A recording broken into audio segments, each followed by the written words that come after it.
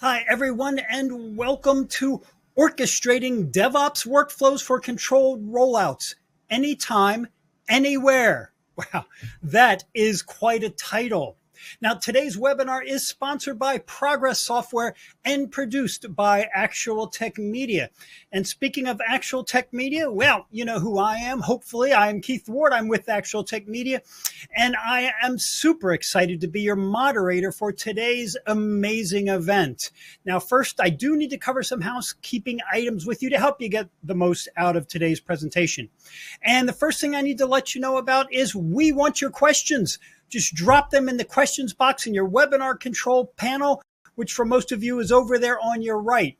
We're going to have a dedicated Q&A session at the end of the presentation today where we dive into some of your best questions. Now, that Q&A panel is also the place to let us know about any technical issues you might be experiencing.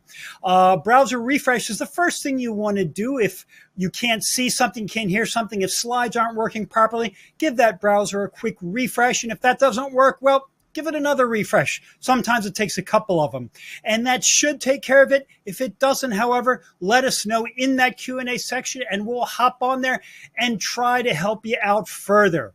All right. Second, check out the great free resources in the handout section and pay special attention today to a PDF guide from Progress Software about how to configure, deploy, and manage your entire application infrastructure in a secure manner. That's available right now, so make sure you check it out.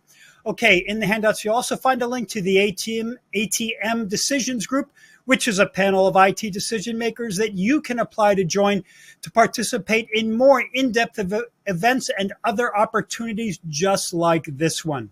You'll also find a link there to the ATM Events Center, which has our calendar of more upcoming events. If you see something you like, well, sign up after today's presentation. Okay, next up. Today, one of you is going to leave here $250 richer, courtesy of the Amazon gift card we are going to be giving away. Now, the catch is that you have to be present for the entire event to be eligible to win. If you're into that kind of reading, the official terms and conditions of the drawing can be found in the handout section also. Just scroll to the bottom and you'll find the link with all the mind-numbing, boring details there. And finally, to further encourage your questions, we're going to be giving away another gift card. This one is for $50, and it's for the best question we received today. So after the event's over, we're going to take all the questions that came in, pick out the very best one, and contact that prize winner. So make sure you keep the questions coming throughout the presentation today. And with that, everyone, let's get to today's fantastic content. And I do promise you it's going to be awesome. It is my pleasure to introduce you to our presenter. He is George Westwater, Senior Director of Software Engineering for Progress Software. George, it is great to have you here today. Welcome. Thank you very much, Keith. I appreciate it. And I thank everybody who's joining us today remotely for spending the next 45 minutes or so with us. Absolutely. It's always a delight to have you here. I am going to turn this puppy over to you now. You have the floor. Thank you very much. Now, I have a pretty high bar to live up to from that introduction that Keith provided. I'm not sure how riveting the content will be, but I'm hoping that everybody here can be interactive, ask questions. I'll stop if possible where we're going. Today, we're going to have a little bit of a journey, and we're going to tell a little bit of a story around DevOps orchestration. Specifically, we're going to be focusing on workflows and control. I have a relatively packed agenda, but we're going to go through the slides pretty quickly because I want to make sure there's plenty of time for questions and answers. And remember, there are no bad questions, and there is that reward for the most compelling, the most interesting question there at the end. So that being said, we got a bunch of topics to cover. Introductions, check. We've already done that one. We're going to go through and talk a little bit about our collective journey through the DevOps landscape here from start to end, what we learned. And I say we, I mean Progress, I mean Chef as a company, but also the learnings that you had and some of the experiences you've had along the way.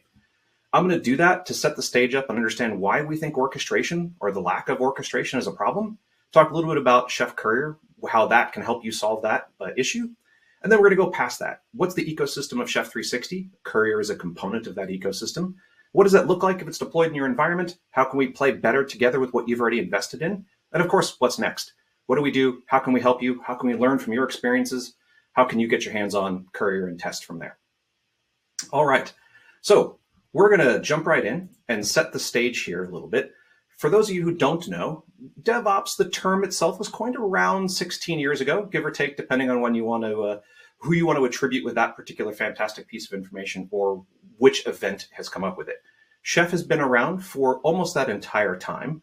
And we as a company, as a DevOps tooling company, have gone through everything from the start of that journey all the way through digital transformations and everything with the customers. Throughout that whole time, what we found is that there's a promise. Everybody starts this journey, whether it was because of digital transformation, security reviews, DevOps, maybe you were doing platform engineering. Everybody started for a particular reason. And it's generally this promise. If you do DevSecOps and you reorganize your organization around this, you're going to improve collaboration, enhance efficiencies, and accelerate secure delivery. Now, every one of us hopefully has seen some benefits from this journey. We've seen maybe it's getting your releases out to production faster. Maybe we've seen better agility and being able to take on new features or pivot to customers' needs. Maybe it's been cost reductions. Well, these are all great, and I'm glad that people are getting outcomes from that. If you're not seeing any outcomes, obviously we're happy to help you and see how we can fix that. But what we've noticed inside of our own stack, around 3 years ago, we stopped and said, how can we become a better organization? What can we do internally to improve our lead time for software releases? What can we do to improve efficiencies? We started asking our own questions, and we got our customers and our advisory boards and everybody in some rooms to ask questions about their journey. What we realized is every time we started through this process, 16 years ago, then 15, then 14, 13, there was always a new tool. There was a new problem. There was something new in the space that we had to go buy a point solution for. Maybe it was code scanning, and then it was DAST, or maybe it's related to infrastructure, or it's Terraform, or we moved to CloudFormation. Whatever it was, whatever the problem space was, for some reason, someone in the organization invested in one or more tools. Now, maybe they were open source and you took on the responsibility of yourself for maintaining that. Maybe it was a commercial tool. But more than likely, what we actually found is multiple tools were deployed inside of the organization for the same issue. In fact, internally, we have a mixture of Terraform and CloudFormation, depending on which team is building it. So even something as simple as provisioning, we have multiple ways to provision internally inside of our organization. And really what that led to is a whole series of tool tax that we had to pay to get those efficiencies. So to gain that improved communication, to gain those improved releases to productions, we had more tools. We had to pay that tax in training, in infrastructure, in operations, in third-party vendor associations. And it led to Sprawl, this giant ecosystem that was built around our DevOps journey. Now, in and of itself, maybe that's manageable. But as a result of that fragmentation, we also built more communication silos. When one of the things that we were hoping to get was a reduction in communication silos, an increase in our ability to communicate with each other. But in reality, if I was to ask you today, hey, what was released last week? Or do you know what went into version 2.3 of some service or some piece of software? It wouldn't be uncommon for you or even us to say, well, let me check Jira or AHA or Confluence. Maybe I saw the release notes in Teams. It might have been in Slack. Oh, wait, let me check the deployment notes from Ansible Tower or Chef configuration or InSpec. We have all these different point solutions that create these natural data segmentations and silos. As a result, we were promised improvements. We were promised a better experience. But as a result of some minor improvements, we also got a huge investment in tools, and we got more data and communication silos. This isn't exactly where we want to be. What we want to be is we want to be continuing to be able to handle the efficiencies. We want to be able to focus on the core competencies of the business. But the tools that we bought didn't integrate. So we bought all these point solutions. They didn't integrate. They didn't play well together. So internally, again, remember, this all starts with us being introspective about how can we be more efficient and then bringing in our customers. We all looked and said, when we started, we wanted something like this, a nice, simple loop that was all promised in that first sales slide about everything can be better. We wanted to plug in our tool of choice for build, our tool of choice for test and release, maybe one or two things for operations. We wanted a very smooth, very easy cycle. But those tools didn't integrate. Those problems and point solutions evolved over time. So inevitably, we all ended up with a Frankenstack. We've got 2 or 3 different CI/CD solutions. We've got multiple configuration tools, probably multiple compliance tools. All of them have opportunities where they butt up against each other, where they should integrate, they should communicate, they should flow, but they don't. So we were forced to do it. all of this burden of undifferentiated heavy lifting was pushed on us. It's not our core competency as a company to go and say, how does a CI/CD system work with this? Or more specifically, it's not likely your core competency. So we built stacks that are around those integration points, that are around those areas. So at the end of our inspection, how do we go faster? What do? We realized that we had 3 problems that were preventing us from even going faster down our journey. Tool sprawl, how can we reduce the number of tools that we have, if possible, or give us the ability to choose the right tool for that particular job and have it integrate well into the fleet. We want to reduce our data and communication silos. And we also realized that we had no common orchestrator. There was nothing gluing those things together. There was no integration points. So we wanted to solve these 3 problems. Now, this is the first time I'm bringing up orchestrator. I think tool sprawl and tool tax is something we're all very familiar with. I think the data and communication silos around where to go, what the source of truth is, that's also something really well known. But let's start with what I would call orchestration. So in this case, orchestration is the automation of your processes. Now, this could be individual tools or tasks. Maybe they're related for security, operations, development, whatever those tools and those tasks are doing, support, etc. We want to make sure that you have a tool around the outside that allows you to integrate those things seamlessly together to ensure your processes are efficient, they're executed, they're secure, they're auditable, and they're controlled. So as we're going through this, and we realized that this common problem is here, and we looked back and said, we ended up with a Frankenstack. Did we end up with a Frankenstack because there was no orchestration, because there was no part? Well, so we said we can't answer this ourselves. If we came up with a tool and we came up with a new solution for this internally and we only looked at our problem, it wouldn't be enough. So we had to dive a lot deeper into that process.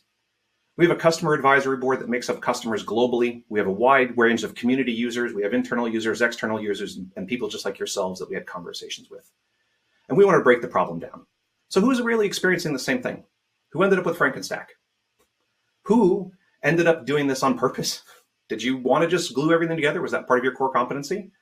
What drove you to do this? Where did it originate from? Was it part of your original journey? Did you plan to get here? All of those common questions, those things that we want to know, that we all learned how to do in our first intro to journalism school. Let's get the who, what, when, where, and why. As we went through and we started having more and more and more conversations and boiling this down to the first principles, we realized that there were really 3 dimensions that we were always trying to solve. We needed something to run. We needed something, the what. Maybe it was provisioning, maybe it was a security scan. What needed to happen? We needed it to happen at some point in time, and when it needed to run at some frequency. And that kept coming up at every one of these junctures. And we solved these with point solutions. We said, I need to get my code into the code scanning tool. So we're going to use our GitHub Actions or our Azure DevOps pipelines. We're going to use pipelines for that. And then I need this configuration scan to run or this compliance scan to run every so often in my Azure area. So we're going to use EventBridge for that. So we built all of these point solutions because the tools that we purchased were very good at the what, but they were never very good at the when and the where. So Terraform is very good at provisioning. It's very good at the what, but the when and the where to provision is out of scope. You need an orchestrator. You need something to be able to handle that business and process flow. So when we start going a little bit further down that, and we say, if everything is really good at the what, is the actual infinity loop itself the orchestrator? Have we been buying items that fill individual gaps, filling in the code phase, the operations phase, or the planning phase? But there isn't anything that we ever purchased, integrate, or built that was the entire process flow. So it's our opinion that the orchestrator is the infinity loop that we were looking for. It is the thread that binds this conversation together. And an orchestrator isn't good unless it's controlled, secure, and auditable. Now, if you happen to accept that same definition, then you're presented with a unique opportunity. If that integration, if that heavy lifting that I didn't need to do, the gluing software together, was taken care of for me, are there opportunities to reduce software? Have different teams purchase something to solve a problem, but we now could use the same tool? Could we consolidate security scanning tools, threat detection tools? Could we consolidate configuration management tools if there was a layer over the top that provided that orchestration for us? We generally think yes. And hopefully, over the next course of the time we have together here, we'll give you a couple key examples about where you can consolidate not only your tooling, but you can consolidate the efforts to make auditing easier, and then we can understand how activities are continuing to flow throughout your environment. And I see the questions rolling in. Please keep coming in. We're going to stop here in a little bit and start answering some of those. Now, to understand how those three dimensions work, I think that a visual example, maybe a quick video, and some diagrams or use case is going to be helpful here. So looking at those individual dimensions, the where, what, and when, we want to go a little bit further. We say that an orchestrator should be able to run whatever you want. If you want to run Terraform followed by a trend microscan followed by an operating system command, the orchestrator shouldn't care. The what isn't its responsibility. It's knowing what ran, and it's about what you want to run and understanding how that was successful or not successful. So we just care about success, failure, etc. But what we need to know is when. Does this activity need to run every day? Should it be running based upon an event? One of your Azure services indicates that there's a intrusion detection, or you've got a Flowmon trigger that says, we think that something bad is happening on this machine. Run this set of activities now, events. Or a schedule, something as simple as every 30 minutes, every third Thursday, except on banking holidays or when this other schedule is running. We need to control the when. Because the reality is the when is very complicated, especially when we talk about outages and different windows of time for business events, etc. And then we need to control where. I need a good view into my inventory. Maybe you've got some information out there in a CMDB. Maybe you've got some information in a cloud inventory. Maybe you have some Excel spreadsheets, but we need something that knows everything. What is my inventory? And then how can I slice and dice it? How can I query it? How can I save lists? How can I control that? And then in addition to the where do I run it, how do I control the where in that subset? So run everything on dev, but only 10 machines at a time, or only in this group. So an orchestrator should help us solve these three questions. It shouldn't be opinionated about the whatever. It should solve 95% or greater of our whenever use cases. Everything else can be an event. And the wherever, it should be flexible enough to adapt to your business without you having to do a lot of items on top of it. Now, if we take these three dimensions and we look at them, we can see them being presented in 6 of the most common, I'll say, buckets, use cases, problem areas. Security and compliance. This could be, I'm getting ready for a SOC audit, and I need to be able to run and collect evidence for certain SOC 2 attestations or other items. I need to be able to do that for the next 3 weeks on this subset of machines. Maybe I've got an intrusion I need to run a set of commands on or operations on that. Maybe I'm responding to a need for an emergency patch. Maybe I want to deploy my application to production and I don't want to bring production down, or I need a controlled mechanism to roll that out. What about custom workflows? I have to pre-package some data, do some data processing before I build it, before I ship it to a customer, before I ship it to a warehouse location. And of course, self-service. We want to democratize, we want to share information around. So in each of these, I think if you were to stop and look and say, hey, we do all of those. We do incident response, we do patching. And there's a key component of whatever, wherever, and whenever. And the whatever is pretty clear. We know which tool we're running. It's the where and the when that we had to spend our time building. So Courier was designed to solve this problem for us. It's our general orchestrator. It's that component that can walk through that ecosystem, be the thread that binds our journey. I think this is a really good example about how we get there and how those dimensions affect us. So if we think about safe and secure patch management, I don't know how many people on the call right now are comfortable saying, yes, I'm going to deploy my entire Windows update for my entire fleet today, and everything will be great when I come back in the morning. It's been a long time since I've been that confident about any patch or any update. So we have a patching window. My historical patching window was always every third Thursday except banking holidays or other internal events. Yours might vary. It might be the first week of every month, or it might be between these hours of operations. Now I want to roll that patch out, be it an operating system, a critical patch for a piece of software, in a very controlled way. Do my non-prod environments first. I don't really care if my dev environments reach 100% capacity or 100% acceptance. I have a threshold for those, but do dev first. Then do non-prod, then do prod. So I want to stage those items. So I need my orchestrator that's going to be able to run my what, orchestrated across those wheres. So in this group, then in this group, then in this group. And I need those groups to be systematic and semantically aligned with my business. I don't want the tool telling me here's how I have to build a group. I want to say, well, I decide that my dev groups are based upon the owner tag that's found in AWS and the data that's found over here in the spreadsheet that I upload regularly. So I need to be able to build groups that say, here's dev, here's prod, here's QA, here's non-prod, here's the Northeast region, here's my European region, whatever those groups might be. And then I need to be able to define subgroups, because not every application patches the same way.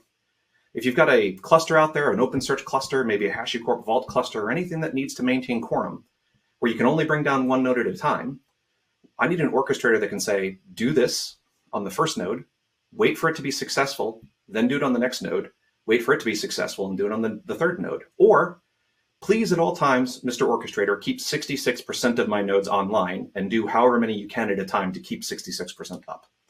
So there's various different ways that we can slice and dice this to give us a controlled mechanism, advanced scheduling, advanced resource controls, but more importantly, moving through the environment in a way that we can control very, very systematically, very programmatically, and including enhanced failure detection or intelligent failure detection. I can't tell you to keep 66% of my nodes online or only patch QA if dev is successful if I don't know what success means. So these sort of overarching state machines, orchestrations, communication layers across that cycle is what Courier is designed to do. Now, I've spent the last 10, 15 minutes or so sort of painting a problem space here. Give you a couple high-level examples, but I think we have a short video, about 3.5 minutes long, that provides a really good introduction to this problem set in a nice, fun way, with an issue that we're probably all familiar with and has probably ruined some people's Christmases in times past. Vulnerabilities are unpredictable, and their impact is even more uncertain. Now, we're confident you have a checklist of actions prepared for such events, but you wish you can automate and, more importantly, orchestrate these tasks. Introducing Progress Chef Courier, an enterprise orchestration solution providing flexible and granular control of your infrastructure at scale. Now, when you receive an alert for Log4j or the more recent polyfill exploit, you can quickly pinpoint systems at risk, quantify the impact, and compile a mitigation or remediation job with unparalleled control. Let's meet Steve, our smart and friendly security expert from the platform engineering team who's enjoying a quiet Friday afternoon and looking forward to a relaxing weekend. But wait, what's this? An alert has come in on a new zero-day vulnerability that affects all systems running Java. Steve's manager is very concerned and unaware of the impact of the exploit. Assuming the worst, he requests that Steve cancel his weekend plans and take action immediately. Steve, on the other hand, remains calm, knowing what he needs to do. He begins by querying a list of nodes that have Java installed through node management. Focusing in on this list, Steve further quantifies the impact with the help of a Courier job. This job executes an inspect scan to identify nodes with the zero-day vulnerability. Steve can now calm his manager by telling him what the blast radius is of this exploit. Next step is to mitigate or remediate. Once he obtains the patch, Steve creates Courier jobs to meet 4 objectives. 1. Ensure that each system is rebooted after applying the patch and verify that they are operational following the startup. 2. Test the patch by running a Courier job targeting non-production systems to ensure the update has no adverse effects. This can be done by using the query functionality within the job that targets systems within the development and test subnets only. 3. Perform controlled rollouts of the patch to further prevent potential downtime of production systems during business hours. A job is scheduled to update these systems during a maintenance window, which will be determined at a later date. Finally, for systems requiring quorum, such as OpenSearch, he creates a job that updates a specific number of systems at a time, and only after these systems have successfully completed the update will the job proceed to update the other systems. This will ensure that the necessary quorum is maintained for uninterrupted operation. Now that Steve has the jobs defined, he can let Courier take over to mitigate or remediate all systems at risk. Once complete, he can run the inspect Courier job again to check on the exploit and send a report to the management to say it's done. Steve is now back to thinking about the upcoming weekend, and his manager is beyond impressed. He can't wait to report the good news to his management. Steve's story highlights just one of the many powerful capabilities of Chef Courier that can enhance your infrastructure automation and orchestration efforts. Progress Chef Courier.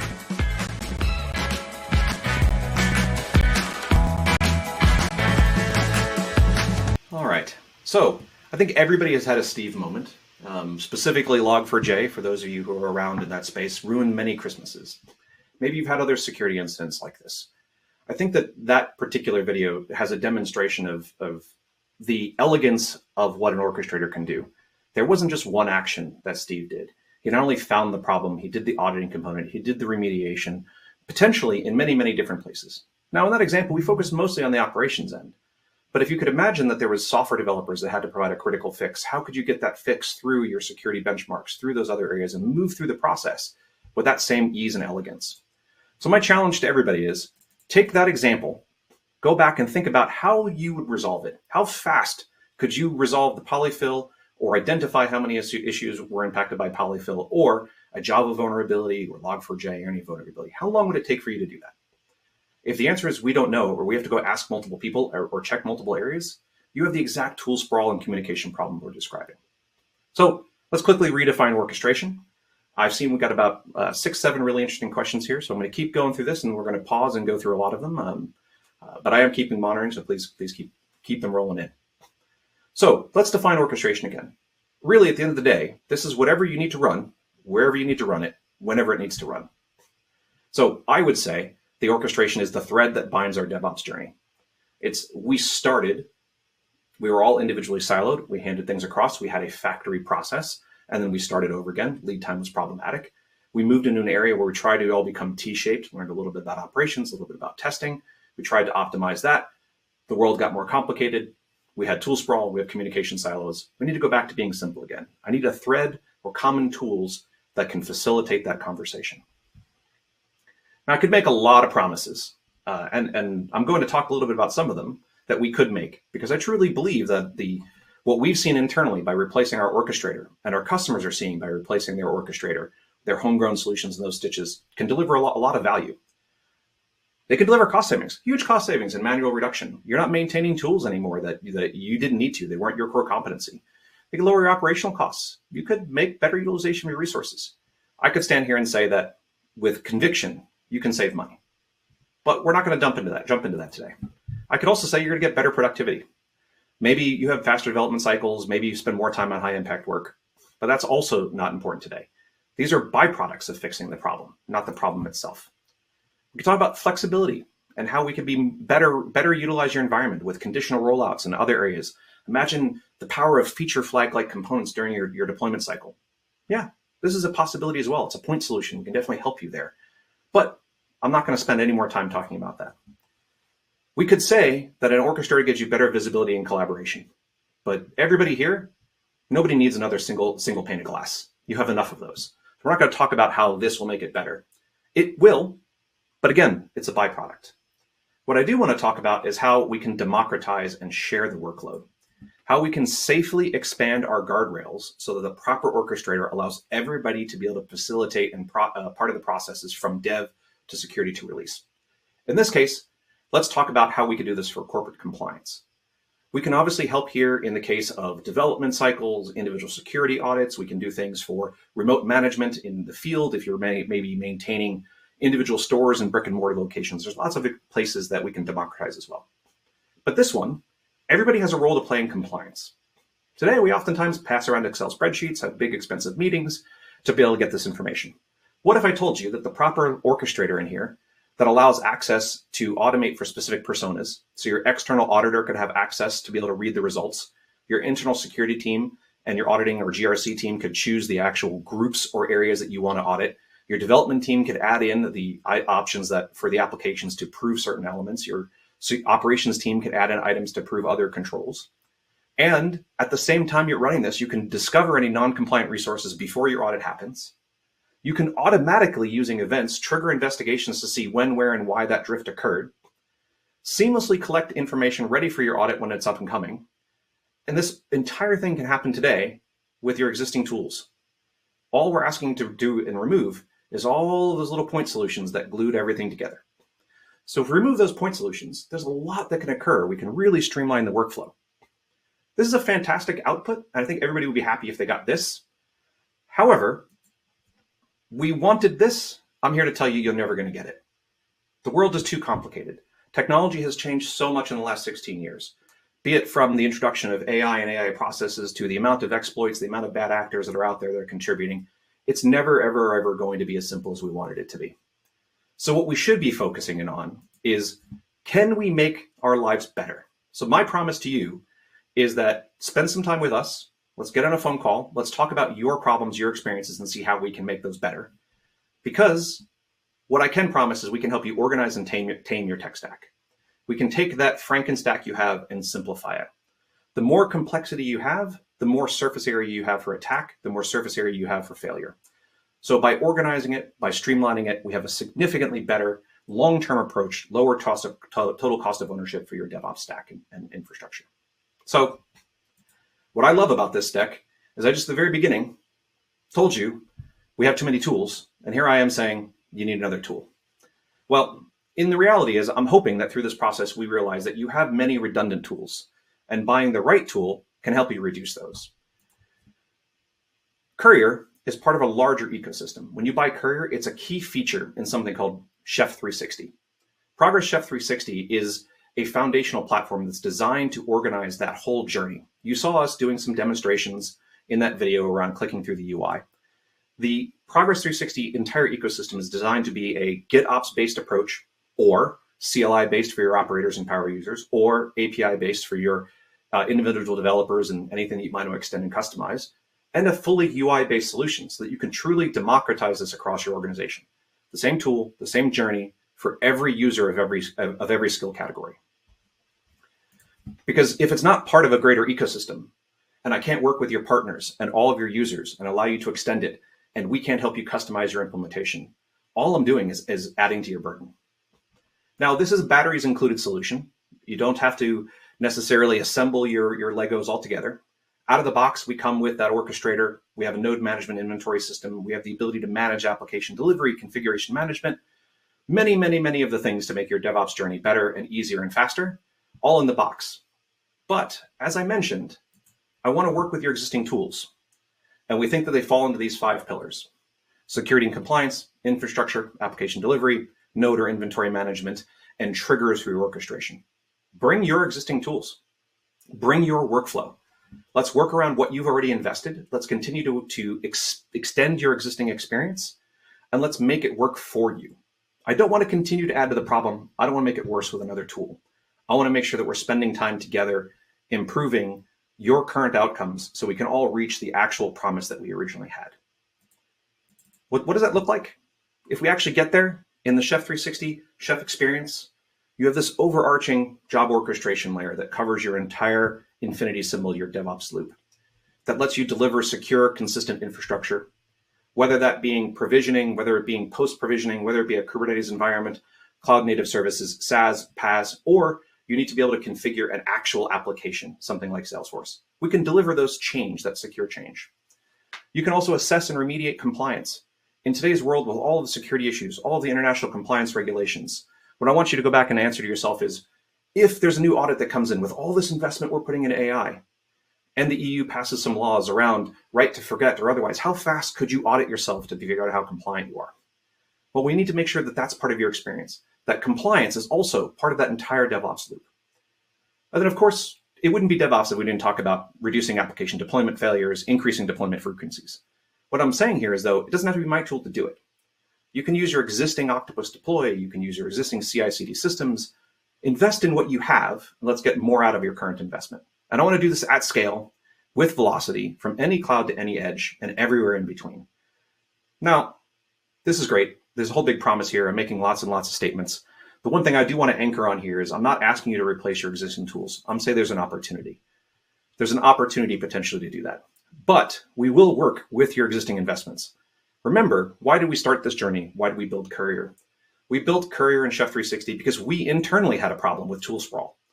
We used lots and lots of internal tools that didn't connect, and we needed to make our lives better. And when working with our existing customers, we realized they had the same problem. That means that Chef 360 and Courier is designed to work with your existing ecosystem and be a generally better corporate citizen than other tools that you've been buying. Now, I would do myself a disservice if I didn't say that progress is always better together. If you're purchasing and you're looking at something about how something like orchestration work for you, how Courier and Chef 360 could work for you, It, of course, works natively best with Chef tools. You can use infrastructure configuration management for local agent-based configurations, Chef agentless for remote configuration and provisioning and controls. If you've got an investment in WhatsUp Gold and you want to be able to run workflows when certain triggers are happening, when certain lights are going off, we can look at that as well. If you need to be able to deploy desktops and manage desktop environments or put this at scale, we have a series of load balancers that also can act as a secure service edge to control access to this environment when publicly exposed to the internet in a safe, secure, auditable way. And of course, in today's landscape, we can't be talking about incident response if we don't also mention Progress Flowmon. Flowmon is a network trafficking monitoring and profiling tool that can tell you when incidents are happening or before they're happening or suspect you change in your current behaviors. I think that a Bitcoin miner is now running on this machine, or I think that the communications profile has now changed. This application used to be talking this way, now it's talking this way. Let's go run some automatic processes to be able to handle that. So there's lots of opportunities here. Again, I'm going to leave you with the key components about orchestration. This is the whatever, wherever, and whenever you want it to run. So if you currently today can't run your jobs anytime you want, and you don't have flexibility in what they're running, and you can't choose where they're running and to control this in a safe control way, to be able to handle your rollouts anytime and anywhere, let's have a conversation. I'm going to leave you, before we start the questions and a short poll, on one of my favorite quotes that I think summarizes this entire time that we've been talking together. George Herbert, a British poet, 1593 to 1633. Don't wait. The time will never be just right. Start where you stand and work with whatever tools you may have at your command. And better tools will be found as you go along. We all started this journey together, maybe at different points in time, but we all started a DevOps path. We started where we stood. We purchased the right tools. We grew the environment. The world changed. We did the best we had with what was there and available. What I'm saying now is there are now better tools available. In the next slide, it's going to be a quick poll. I'd love to have a conversation with you, hear how you've solved this problem. If you're saying, nope, this is no interest to me, we've solved it, tell me. I'd love to understand how you did this, what your secrets are, what we can learn from you. If you feel like you have these problems, we'll be an active listener. Tell us, explain, go through those areas. So that being said, let's jump into the poll and then we'll pause for some questions.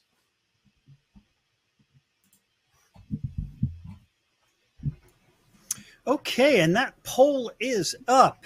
Thank you so much, George, for an amazing presentation. Just like I said, you did not let us down. You were worried about the big buildup I gave you, but you knocked it out of the park. So appreciate that. Great stuff. So here's the poll. Let me read it to everyone real quick. What additional information would you like about the Progress software solution? There's been a lot of interest generated based on what we have been seeing today, George. So I want everyone to keep voting in that for a few more moments, and we will move on. Also wanted to mention, George, a lot of what you've been talking about today has been about transformation. So I think it's kind of appropriate that we see huge, gigantic transformers in the background in your office there. Now, I happen to know, because we discussed this before, that that's just the way your office is, but it certainly worked out nice to kind of hammer home your theme today. Thank you for that. Now, I do encourage everybody, fill out the survey. It doesn't take much for us to do a personal demo, and this really hits home when you can tell us, this is the problem we have and we don't know how to solve it. Can we help you? It's an easy conversation. We could be active listeners, and I'd love to make sure that we're building that experience for you. Yeah, absolutely. And I'm going to keep that poll up for a little bit longer. I want to give everyone lots of opportunity to vote in it. And why don't we dive into some questions now, George? Okay, first one is from Ashish, who asks, how is DevOps different from Agile methodology?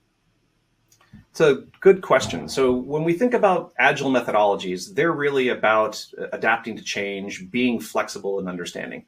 I would say that if we look at Agile as an entire fleet, not just looking at something like Scrum or Kanban or implementations from a dev perspective, DevOps is part of that Agile methodology. It's about becoming more flexible and delivering. Where I think things become different is DevOps is intended, or its original intent, was to make sure that traditional siloed communications are broken down. So it's less about a micro team component and more about a macro organizational change around fixing the flow and lead time and doing so in a safe, secure way.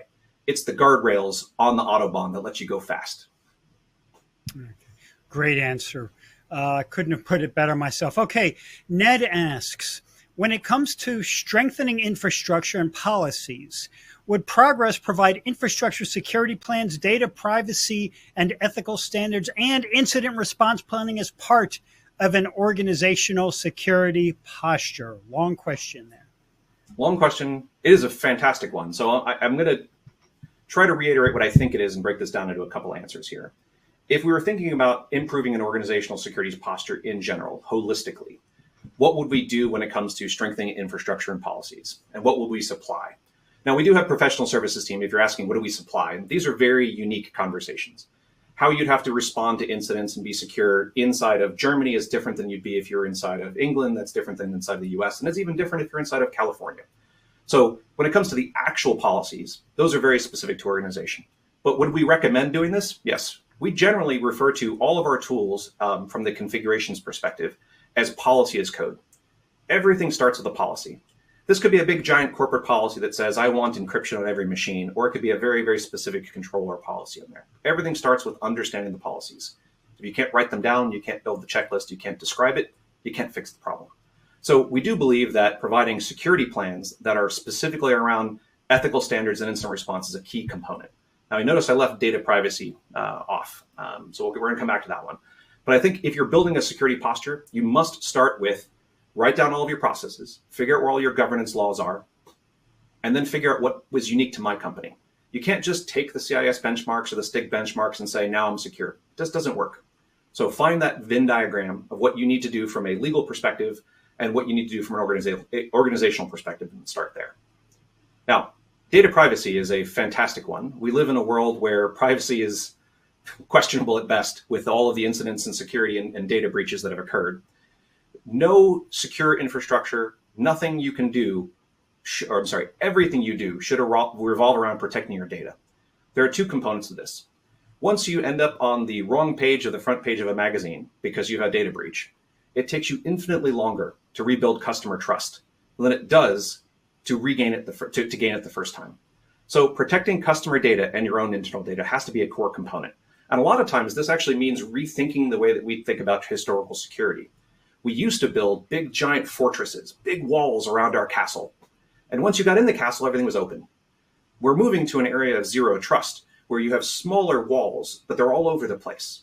So if you get into the ecosystem, all the lights are off. You can't find yourself around. You can't navigate.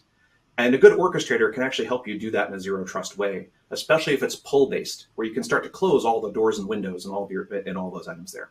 So data privacy is a key concern. And I would actually say that build your entire security plan first, and then rebuild it all based upon data privacy, and then pause and start over.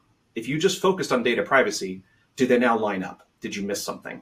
So do that data privacy conversation twice. Great.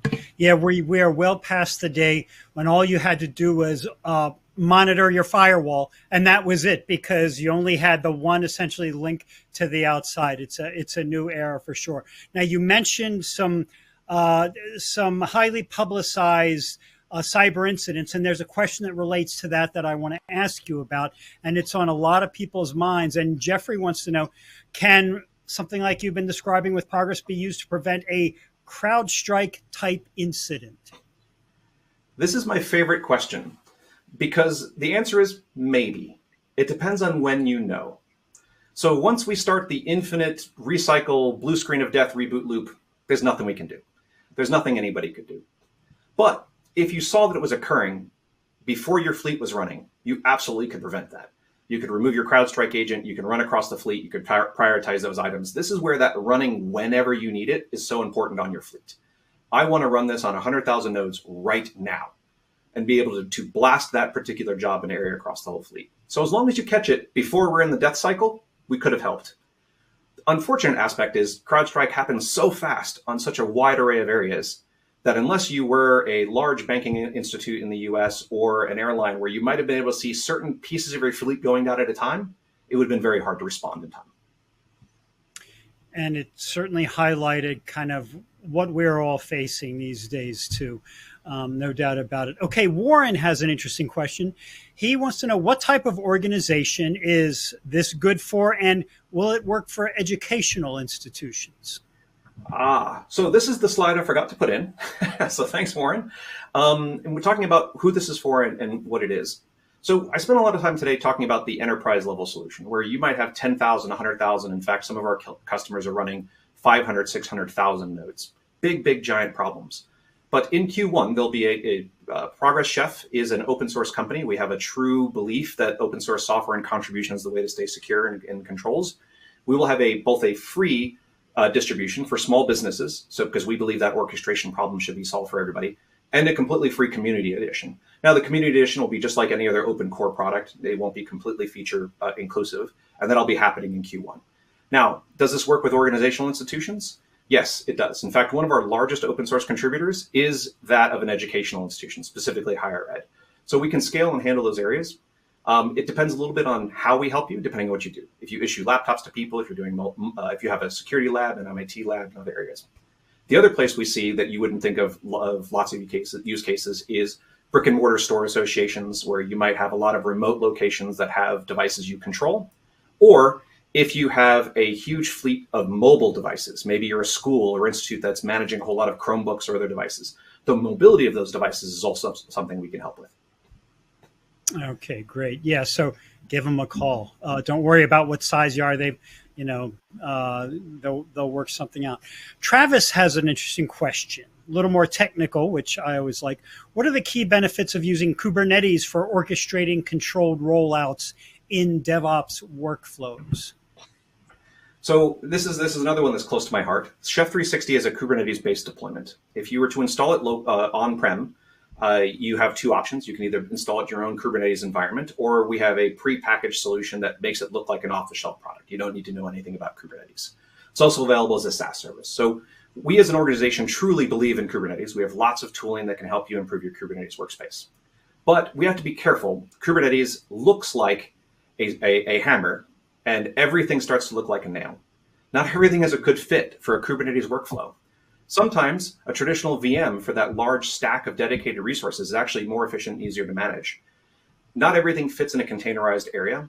So I think if it's right for your application, if you've built applications as microservices and you need the scalability for one service to be able to move between those areas, do it. What I will say is that orchestrating blue-green deployments and rolling deployments with Kubernetes turns into a Frankenstack of Kubernetes. It's not that it isn't possible. There are things like Istio and Envoy and other things that can make this easier. But what you'll find is that you're sacrificing what used to be physical complexity you could see for virtual complexity. So my mental model for Kubernetes is just a data center represented in YAML. So if you wouldn't have done it in your data center, if it was starting to get really complicated, maybe you shouldn't do it in Kubernetes. Yeah, one way of summarizing that is Kubernetes is fantastic, but it's not a silver bullet for every situation. Keep that in mind. Okay, I think we've got time for a couple of more here. George, this is so much fun, and everyone is super engaged here today. I love all these questions that are coming in. So here's another one. Does Progress automate orchestration of recovery workflows, such as mass recovery of VMs, to production and post-recovery tasks, which leads to faster recovery and less downtime? We do. So I'm going to reference a customer that I can't reference by name because it's not a public incident, but cyber threats and security incidents are the easiest way to think about this, specifically ransomware. So one of our large customers relatively recently had an incident where there was a ransomware attack inside their data center and their mobile fleet. So by their best estimates, about 30,000 nodes were compromised. So using the Chef ecosystem, so they're really truly bought into this entire item of this, they're able to deny that and recover from production in 30 minutes from that initial ransomware association. So we can definitely help. Now, this is one of those cases where we're better together. We're not a backup solution. So in this case, you need to leverage your partner like Veeam or whoever else is managing your backup solutions. But we can organize and orchestrate the re-provisioning, the re-imaging, the redeployment, the post-provisioning, the re-adding to your infrastructure, and the controlled, we'll say, destruction of the areas that need to be. Very, very common use case, and we can definitely build a targeted demo that sort of illustrates how that works if it's a concern of yours. Okay, a 30-minute recovery. That sounds okay by me. That's great stuff. All right, and before we wrap this up, I want to ask you one more question, and this is a nice softball that came in for you. How does one get started with Progress? So take that away. Wow. The easiest way is check the little thing where you want to have a demo, and let's get on and talk about that. The reason I say that is Progress is probably the largest company that can help you that you don't normally think of. We have everything from databases. We have databases that are designed to train AI solutions, databases that are designed to be 4GL associations and low-code environments. We have development tools and testing solutions and operational tools. The fleet is so big, the easiest way to start is call us up and say, I don't know how to solve this. We're active listeners, and we know where our space is. And if you say, oh, I really need a key management security solution, we're going to say, well, we can't help you with managing keys. Here are the 3 or 4 partners that we work really well with that we'd appreciate. If you come back and say, oh, I need to protect or improve my cybersecurity area, we're going to say, oh, fantastic. Let's look at Flowmon and Chef and other areas and see where those gaps are. So just pick up the phone. We're active listeners. We would love to be able to have that conversation. Fantastic. Okay. This has been so much fun for me today, George, to have you on. I want to remind everyone too, before we are fully out today, that PDF is still in the handout section, ready for you to pick up. One of our attendees already commented on what a fantastic resource it was. That is the PDF from Progress about configuring, deploying, and managing the application infrastructure in a secure manner. So make sure you get that while we still have a little bit of time left. George, once again, I learned a ton today, and that's one reason I love doing these things. You open my eyes to a lot of what Progress Software is doing, all the innovations that are out there, and the amount of knowledge I gained just from this hour was amazing. And I want to thank you for that presentation and for all of your insights in the Q&A. And I wanted to mention one more time also that we still have more questions that we simply are running out of time for. You all are so eager to hear what's going on, but Progress will be following up with all of those questions after the event. So have no fear. You will be hearing from them. So George, with that, I want to thank you again and hope we can have you on again in the future. All right. Thank you very much, Keith. I really appreciate you today and all your help in keeping us on track. Thank you very much. All right, folks. And with that, we are going to move on to my last little duty of the day. And that is, let's see, getting to give away some money, the Amazon gift card prize drawing that you have been waiting for. As I mentioned at the top, it's a $250 Amazon gift card today, and you do need to be present during the entire event to win a prize at any of our events. And we do have a winner for this event, and that winner is, you ready for it? John Abalencia from California. Congratulations to you, John. Sit tight. We are going to be in touch with you ASAP to get you your card. And with that, folks, we are wrapped for today. On behalf of the Actual Tech Media team, I want to thank Progress Software and George for making this event possible. Thanks to you, the attendees, as always, for being here, for your interest in the topic, for your fantastic questions here today. It was so much fun to be here with you, and I can't wait to see you in the next one.